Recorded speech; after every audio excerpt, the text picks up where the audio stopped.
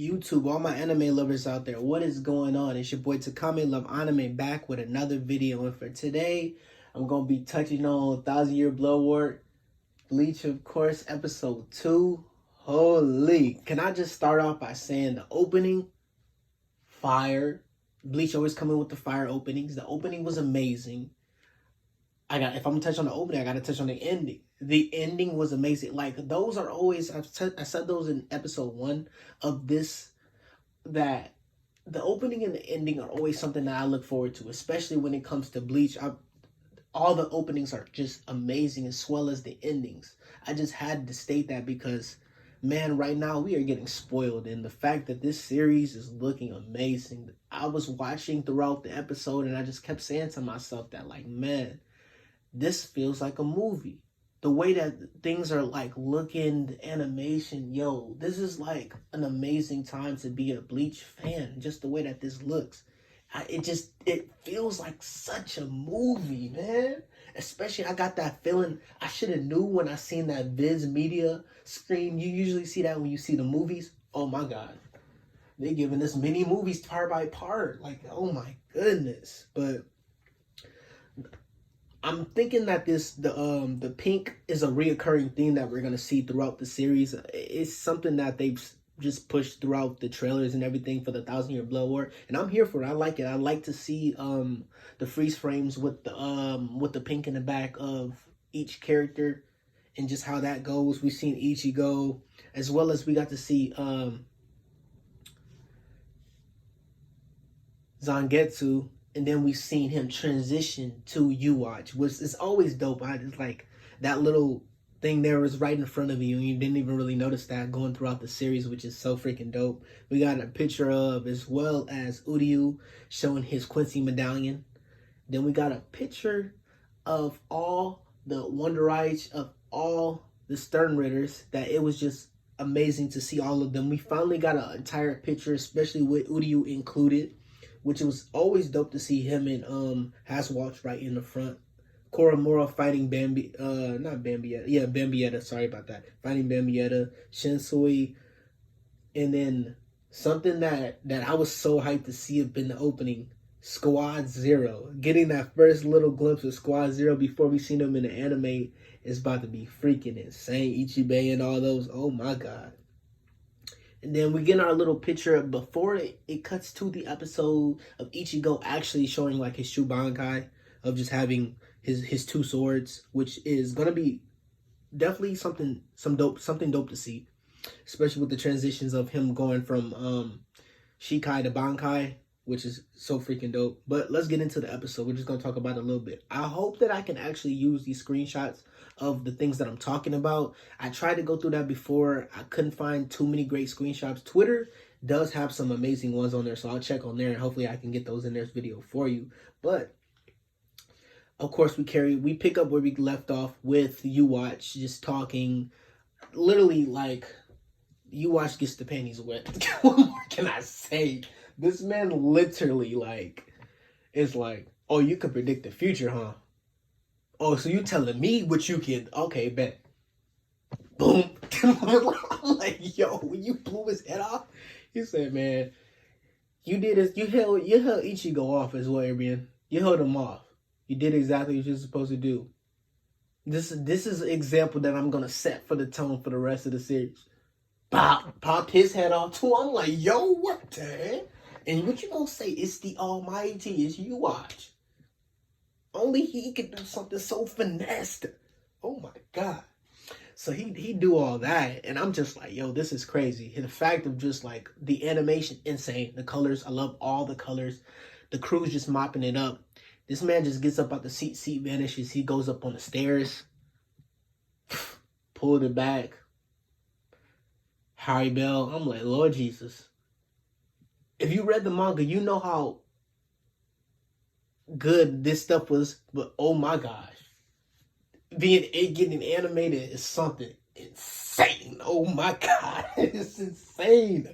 It's literally insane. I know I skipped a couple things, but I had to touch up on that right afterwards because I'm like, yo, this is freaking insane. So we're gonna go back to the beginning a little bit.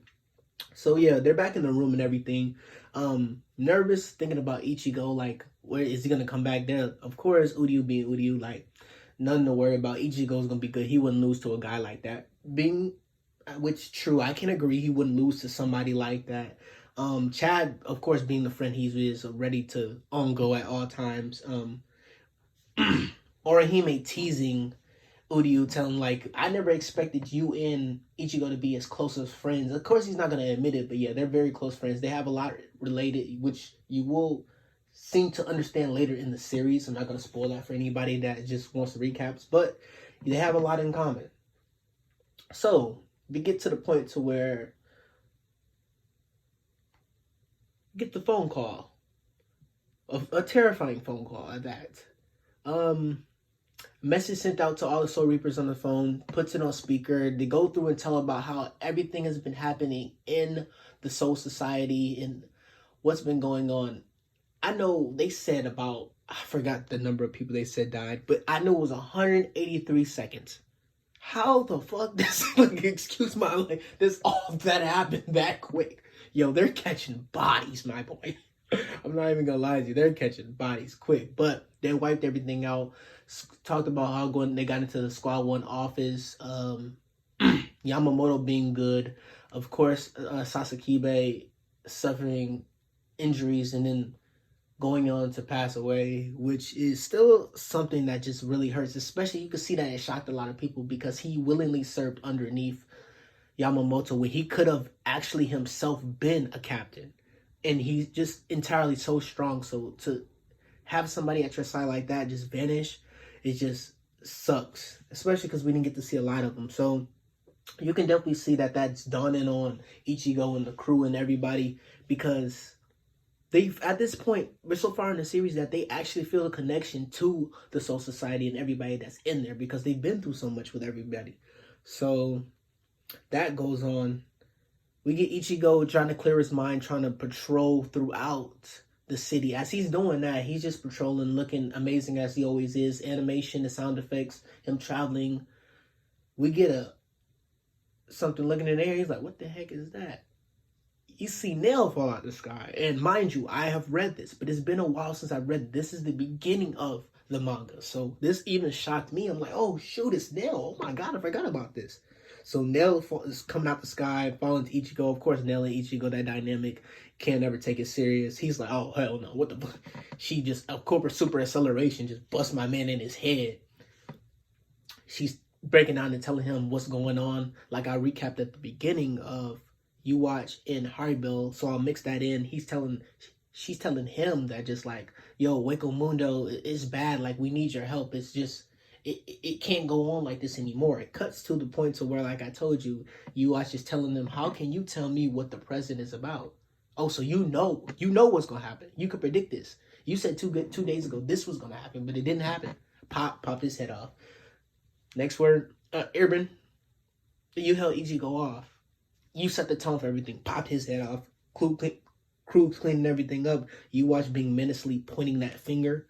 Going up the stairs, like I said, pulling back the curtain, showing Haribel. We get that cut to where Haribel's just completely defeated. You Watch is in the air, just floating menacingly. Why the crowd is at the bottom of all his just army, and I'm just like, yo, this is crazy. The fact that just what they're staring at, you completely can feel the intensity of him just actually being right there. And you're like, yo, there's no way, that there's nothing they can possibly do. I am so shocked that he let them walk and let them go away from free and just taking Haribel. He could have, with just a snap of a finger, could have just obliterated them. But Donachaka was captured. So they still have him, but they're gonna work to get him back. I know that. We get to a point as well that I'm just going based off what I'm seeing. I have some pictures right here, so I'm just going along with that, of everybody from lieutenants to captains and Yamamoto himself being the head captain, getting ready to cremate Sasakibe and having just that honorable moment of him and praising his life of just what was going on. So that was really wholesome to see, because he was definitely a character that I wanted to see a little bit more of, but it sucks that we didn't completely get to see what was happening with him. But I think that just really had to happen to set the tone to show how serious that possibly is. That even a guy that we didn't see so much, we knew that was Yamamoto's right hand man, can be put out of the game that quickly, and it shows that they're here, that they're meaning business, that they're showing that this is a warning shot, Yamamoto. Even though Yamamoto, like, you're not gonna take him out that easily, but they had to prove a point here, and that really set the tone of the story for me. Especially reading the manga and now seeing it animated, just like solidifies it for me. So they're thinking about, well, just talking, telling Ichigo, Uri was telling Ichigo, man, be careful. He's like, I gotta go help them, of course, because it just has to happen. This is just who Ichigo is. Ichigo is not gonna just leave somebody out to dry. He's gonna help them. So of course they're having their conversation and everything. He's getting ready to go, and of course the guy himself, the slickster, the man himself, the one that bagged the baddest one in Bleach. Oh my God! Give it around for Kisuke.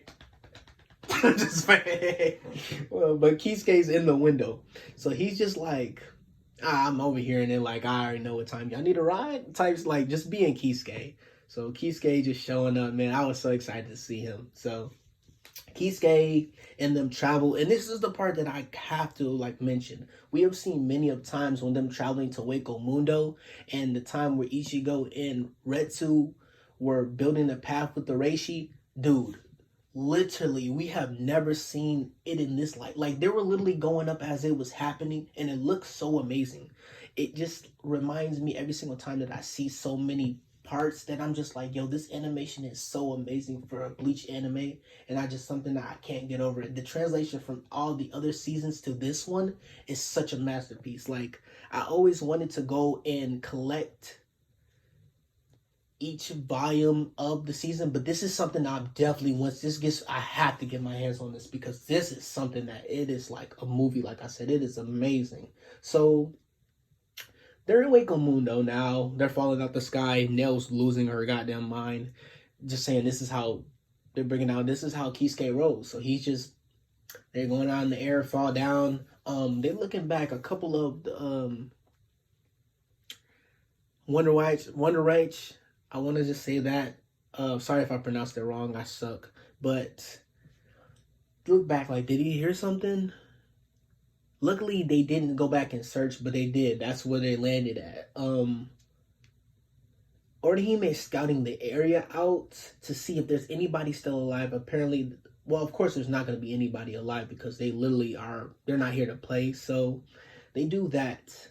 They come up with a plan that's saying, Ichigo and they're going to go out and just go out there and see what's going on. Pesce and Kisuke are still behind, but Orihime, Chad, and Ichigo go. Of course, Uryu does not go because he's a Quincy, and Quincy's do not help around Cars and Hollows because they are supposed to kill them. So he did not come. So we get to the point to where my friend, we saw Opie, oh my God, Stir J for the jail, oh my Lord. That man is looking, he reminds me of Nanmi.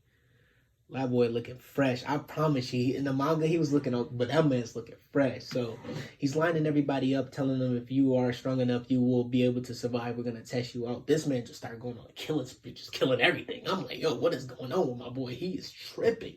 That man just out here killing everything. I'm like, yo, he has to relax. That man was making a statement. They're like, you think he's gonna keep anybody alive? I'm like, no. They say the same thing. I'm like, yeah, with a like intent like that, you're not keeping anybody alive. So they get down to the line, and at first I thought it was Sun and Apache, but of course it was the two that were Aizen's servants. So they come out the line, and they show you, of course they get a little fancy show they're gonna do. Of course I didn't expect much out of them, so they get washed quickly. I'm not even gonna just play. They got washed quickly, but it was cool to see. So, and then this is where I can't agree. Opie's going off talking about this is what Aizen, like, he ruled here. This, like, talking crazy about Aizen. Don't do that.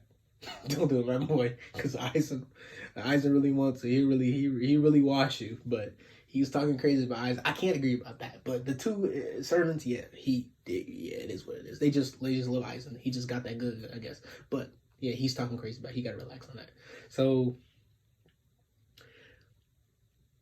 all that happens, and then we get to the part to where I'm like, yo, we see Miller Rose, Sun, and Apache. I'm thrown off by the fact of like, when did Miller Rose get so buff? What's going on? Like, is she like she just been working out throughout the whole time, huh? Since we got to the new season, because I'm like, there's no way she could have been that buff. So we look like I'm just gonna say this right now. Like we got to I seen the ending. She was not that buff. I'm like, yo, how she get so strong? What is going on? But it was good to see all three of them. They looked amazing. You know, like they got their own pink freeze frame, which is very deserving because I'm glad that I saw this part because they were added because we just never got to really see them in action in a way that was amazing like it is, especially with the new animation. Because before, like, did they really stand a chance when like Iran cars were fighting Cap? Wasn't that amazing in my eyes? But now seeing those three, like it was dope as hell to see. Especially they had Nell shook because she was scared of them, which I could completely understand. Like they're menacing, but Haribo definitely has some good people on her side. I definitely mess with it. So seeing them fight like was amazing, especially with the new animation. I can't get over that. Part where we see Opie and then Sun just being behind. She's like, "You better watch your back." Didn't really phase anything, but it was dope to see her just like kind of just trying to get the jump on them. Didn't do anything. Didn't do much, but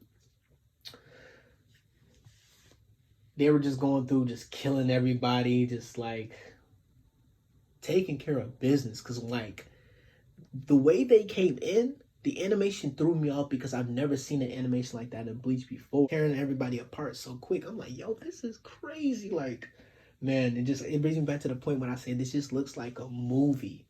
So we get to the part at the end where Ichigo's coming down with nails all over his face. He can't possibly see. So he gets to the scene where Opie and Miller Rose, Sun, and Apache were fighting, and of course that they're taken out. And as we cut back to Squad 1 barracks, Akon is talking to all the lieutenants and the captains, well, mostly the captains, and he like gives his information, leaves.